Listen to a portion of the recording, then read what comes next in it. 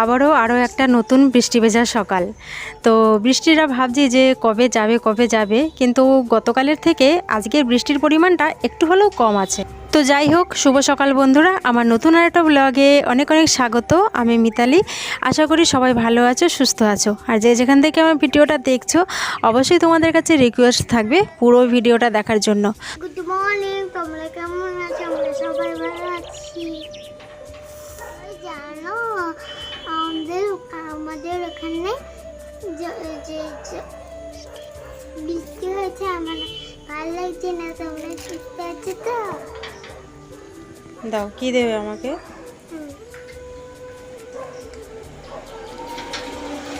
সকালবেলা এটা খাবো? খালি পেটে কেউ খায় এটা? ঠিক আছে, খোলো খোলো।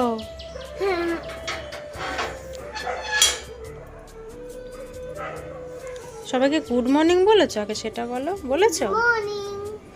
বলেছো মনে হয়, আমিই ভুলে গেছি। দেখো, শুভ সকালের অনেক অনেক শুভেচ্ছা ও ভালোবাসা জানিয়ে নতুন একটা ব্লগে আমি মিতালি তোমাদের সকলকে জানাই অনেক অনেক স্বাগত। হ্যাঁ বলো। কেন? আশা করি সবাই সুস্থ আছো, ভালো আছো। আর আজ হচ্ছে সোমবার, আর এখন ঘড়ি কাটা বাজে সকাল 8টা। তো অনেকটাই বেলা হয়ে গেছে।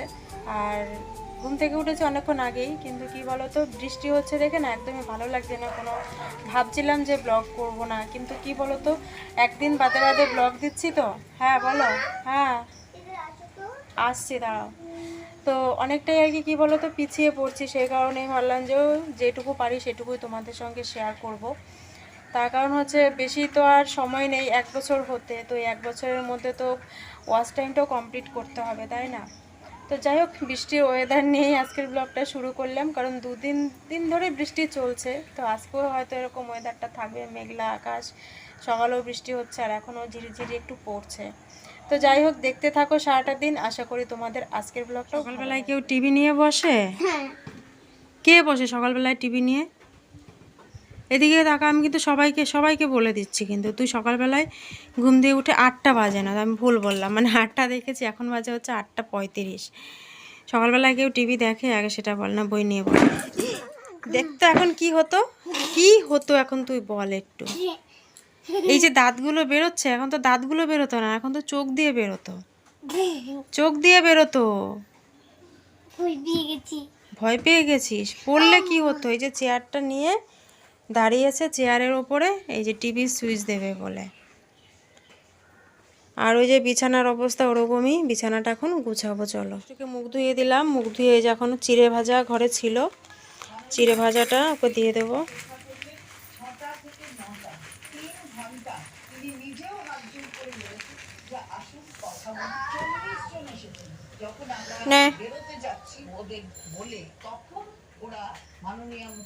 পড়ে না যেন, ভালো করে ধরো।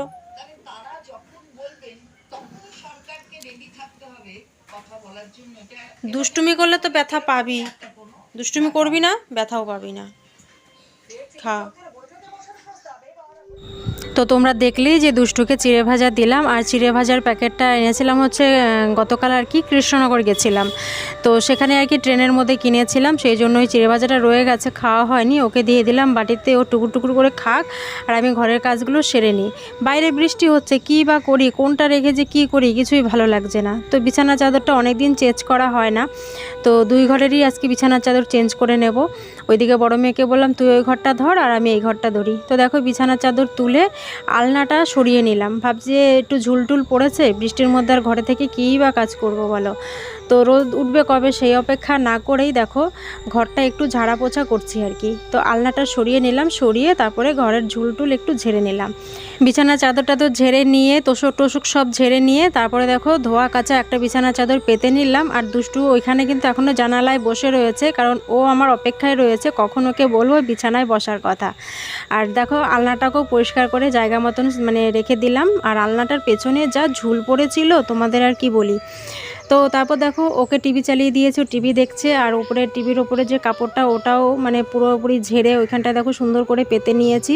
এদিকে ফ্রিজটাও মুছে নিয়েছি। কিন্তু বাইরে চলছে এখনও অনবরত বৃষ্টি। আর ঘড়ির কাঁটা বাজি কিন্তু এখন সকাল 10টা, সেই 9:45 থেকে 10টা পর্যন্ত কিন্তু ঘরের কাজ করেছি। আর দেখো কি পরিমাণে ঝুল। তো ঘরটা ঝাড় দেওয়ার আগে ভাবছি যে দুষ্টুকে আগে একটু ম্যাগি করে খাইয়ে নিই, কারণ 10টা বেজে গেছে, বুঝতেই পারো বাচ্চাটার কিন্তু খিদে পেয়ে গেছে। তো আজকে দুষ্টুর স্কুল বন্ধ ছিল, সোমবার, তো কি করব, তাই দেখো 4টে ম্যাগি আনতে বললাম বড় মেয়েকে, যে 2 বোনে খেয়ে নেবে। তো ম্যাগিটা বসানোর আগে আবার বড় মেয়ে বললো যে আমার জন্য করো না, আমি ম্যাগিটা ভেজে তারপরে খাবো। তো ওরটা রেখে দিয়েছি, দুষ্টুকে ম্যাগিটা করে খাইয়ে নিয়ে তারপরে ঢুকলাম রান্নাঘরে। রান্নাঘরে এখনও প্রচুর বাসন পড়ে রয়েছে, কারণ গতকাল রাতের অনেক বাসন রয়েছে। আর দেখো জানলাটা খুলছেই না, তার কারণ হচ্ছে জানলাটা আর কি বৃষ্টিতে ভিজেছিল, কাঠটা না পুরো ফুলে রয়েছে, সেই কারণে জানলাটা খুলতেও চাইছিল না।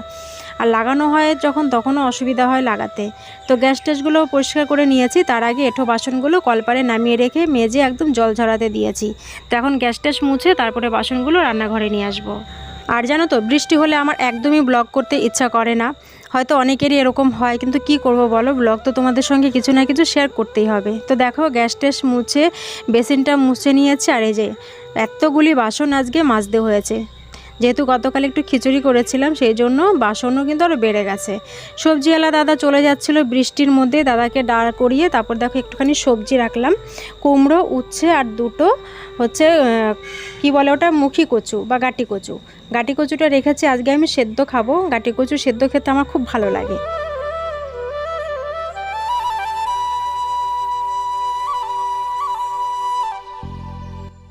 তারপর দেখো চলে এলাম বারান্দায়। বারান্দায় এসে শেডটা ধুয়ে দিলাম, কারণ বৃষ্টি হলে শেডটার অবস্থা পুরো নোংরা হয়ে যায়, যেহেতু একদম শেডের ওপরটাতেই রয়েছে অপরাজিতা ফুলের গাছ। বৃষ্টি হলেই না নোংরা একদম পড়ে শেডটার মধ্যে। শেডটা ধুয়ে বারান্দাটা মুছে ঘরটা একদম ভালো করে পুছে নিয়েছি, তার সঙ্গে রান্নাঘরটাও ভালো করে মুছে নিচ্ছি। তারপরে দেখো আজকে কতগুলি জামা কাপড় বেরিয়েছে, আজকে নয়, এখানে প্রায় যে কদিন ধরে বৃষ্টি হচ্ছে সেই কদিনের জামা কাপড়। তার সঙ্গেও রয়েছে গতকাল গেছিলাম কৃষ্ণনগর, একটা খুবই দরকারি কাজ ছিল। সারাটা দিন বৃষ্টিতে ভিজলাম, ভিজে আর সেই জামা কাপড়ের অবস্থা কি হতে পারে বলো। এসে জামা কাপড়গুলো ওইভাবেই বালতির মধ্যে রেখে দিয়েছি। তার সঙ্গে আজকে তো 2 ঘরের বিছানার চাদর তুলেছি, প্লাস দুষ্টুর জামা কাপড়, বড় মেয়ের জামা কাপড়, দুষ্টুর বাবার জামা কাপড় সব একসঙ্গেই বালতির মধ্যে রেখে দিয়েছি। আর দুষ্টুর বাবার জামা কাপড়গুলো কেচে দেবো, তার কারণ হচ্ছে ওর তো প্রতিদিনই জামা কাপড় লাগে, যেহেতু ডেইলি প্যাসেঞ্জারি করে, বুঝতেই পারো জামা কাপড় না কাচলে হবে না। তো সবগুলো রেখে দিচ্ছি, শুধু দুষ্টুর বাবারগুলো বার করে নিলাম, যে এইগুলো আজকে মানে যেভাবেই হোক, যেখানেই হোক কেচে আর কি মেলবো, না হলে এসে আবার বকাবকি করবে। কারণ কালকেও এসে বকাবকি করছিল যে জামা কাপড়গুলো কাচলে না কেন। আমি বললাম কাচবো কি, কেচে মেলবোটা কোথায়। আর এই নিম্নচাপের বৃষ্টিটা কিন্তু সব জায়গায় হয়েছে, কম বেশি কিন্তু সব জায়গায় হয়েছে। তো কাদের ওখানে বৃষ্টি হয়নি, যারা যে আমার ব্লগটা দেখছো অবশ্যই কিন্তু কমেন্ট করে জানাবে যে কাদের কাদের ওখানে বৃষ্টি হয়নি। তো বৃষ্টিতে তো একদম মানে নাজেহাল অবস্থা।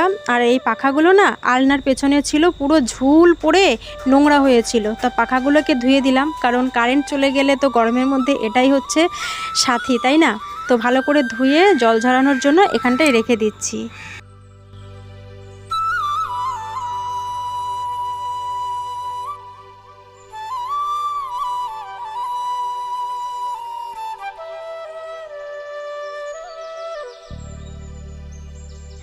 তো দেখো জামা কাপড়গুলো বৃষ্টির মধ্যেই কাচ্ছি। আর এখন মানে বৃষ্টিটা আরও জোরে নেমেছে, তো এই বৃষ্টির মধ্যেই আর কি কেচে নিচ্ছি। আর আমাদের মতন হাউস ওয়াইফরা কী বলো তো, মানে রোদে পুড়েই হোক বা ঝড় বাদলেই হোক, সংসারের কাজ কিন্তু সমান তালেই করতে হয়, তাই না।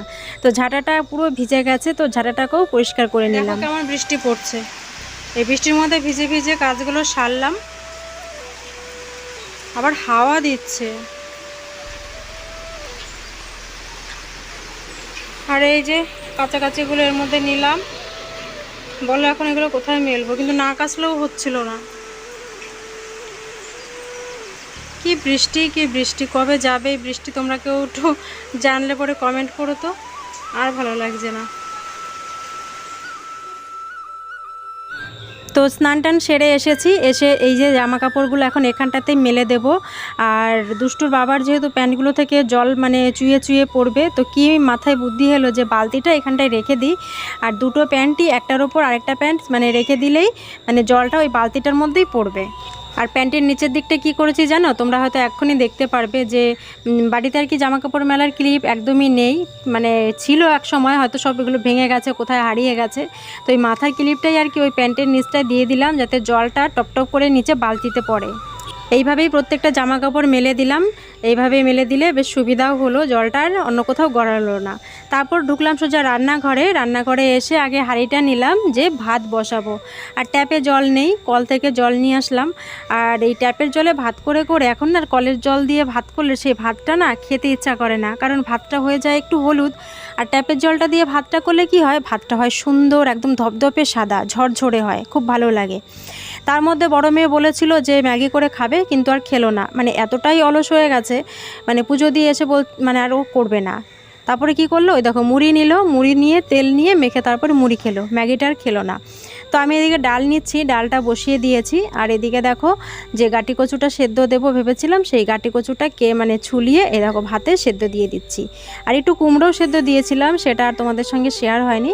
তো উচ্ছেটা কেটে নিচ্ছি, উচ্ছে দিয়ে কুমড়ো দিয়ে আলু দিয়ে করব একটা নিরামিষ তরকারি, 5 ফোড়ন দিয়ে। তো দুষ্টুর বাবা এই তরকারিটা খেতে খুব ভালোবাসে। তো দেখো সবজিটা কেটে নিয়েছি, এইভাবেই সবজিটা কেটে নিয়ে করব। আর ওদিকে কিন্তু ভাতটাও আমার প্রায় হয়ে এসেছে, ডালটা হয়ে গেছে। আর ওদিকে উচ্ছে তরকারিটা বসিয়েছি 5 ফোড়ন সোমবার দিয়ে, ভাতটাও হয়ে গেছে, আর একটুখানি বাকি আছে, ভাতটা নামিয়ে নিলেই মোটামুটি আমার রান্নাবান্না শেষ। আর আমার আজকের ব্লগটা তোমাদের কেমন লাগলো, যদি কোনো নতুন বন্ধু আমার ভিডিওটা দেখো, যদি ভালো লেগে থাকে তাহলে কিন্তু অবশ্যই কিন্তু চ্যানেলটিকে সাবস্ক্রাইব করে নেবে। রান্নাবান্না হয়ে গেছে, তারপরে দেখো ভাত নিয়ে বসেছি, কুমড়ো সেদ্ধ আর গাটি কচু সেদ্ধ, তার সঙ্গে নিয়েছি একটুখানি কামরাঙা লঙ্কা। তো এই লঙ্কাটা এত পরিমাণে ঝাল, পুরোটা মানে খেতে পারবো না, তারপরেও নিলাম, যে ঝাল না হলে সেদ্ধ ভাত কিন্তু ভালো লাগে না। তো যাই হোক, সারাদিন কাজকর্মের পর সেদ্ধ ভাত খেয়েও কিন্তু কোনো অভিযোগ নেই কারোর বিরুদ্ধে, কারণ আমি কি বলতো, যখন যেটাই আর কি খেতে ভালোবাসি সেটা করি, সেটা সেদ্ধ ভাতই হোক বা মাংস ভাতই হোক, যখন যেটা ভালো লাগে তখন সেটা কিন্তু খেয়ে নিই, কোনো অভিযোগ নেই। তো যাই হোক, চলো আজকের মতন ব্লগটা তাহলে এ পর্যন্তই, আবারও তোমাদের সঙ্গে দেখা হচ্ছে পরের কোনো নতুন ব্লগে। ততক্ষণের জন্য সবাই ভালো থেকো, সুস্থ থেকো, সাবধানে থাকো। তো চলো আজকে এ পর্যন্তই, টাটা।